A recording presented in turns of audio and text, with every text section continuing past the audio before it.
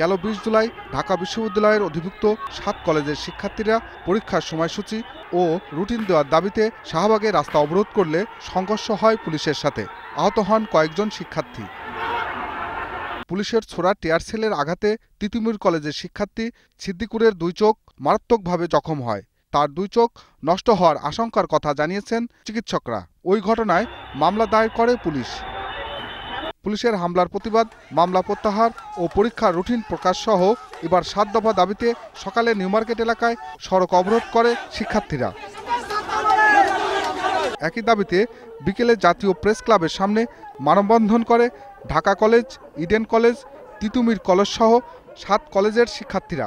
রাষ্ট্র এর ব্যয়ভার বহন করবে এবং সেটা যতক্ষণ পর্যন্ত না হচ্ছে ততক্ষণ পর্যন্ত এই 7 কলেজের যে শিক্ষার্থী বন্ধুরা আমরা যে আন্দোলনের ডাক দিয়েছি সেই আন্দোলন ধারাবাহিকভাবে অব্যাহত থাকবে যতদিন না পর্যন্ত সেই পুলিশের বিচার হচ্ছে এবং যতদিন না পর্যন্ত আমাদের পরিপূর্ণ একাডেমিক ক্যালেন্ডার এবং আমরা যে দায়িত্বহীনভাবে পড়ে আছি, আমাদের যে গিরিবিক অবস্থা, এই অবস্থা থেকে যতদিন না আমরা উদ্ধার পাচ্ছি ততদিন আমাদের লাগাতার আন্দোলন চলবে। আগামী 25শে জুলাইয়ের মধ্যে দাবি না মানলে কঠোর কর্মসূচি দেওয়া হবে বলে জানান আন্দোলনরত শিক্ষার্থীরা।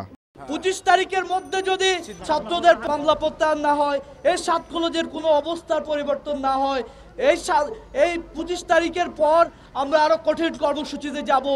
দ্রুত ঢাকা বিশ্ববিদ্যালয়ের অধিভুক্ত 7 কলেজের সমস্যা সমাধানের দাবি তুলে ধরা হয় মানববন্ধন থেকে। আহমদ বাবু, 21শে টেলিভিশন, ঢাকা।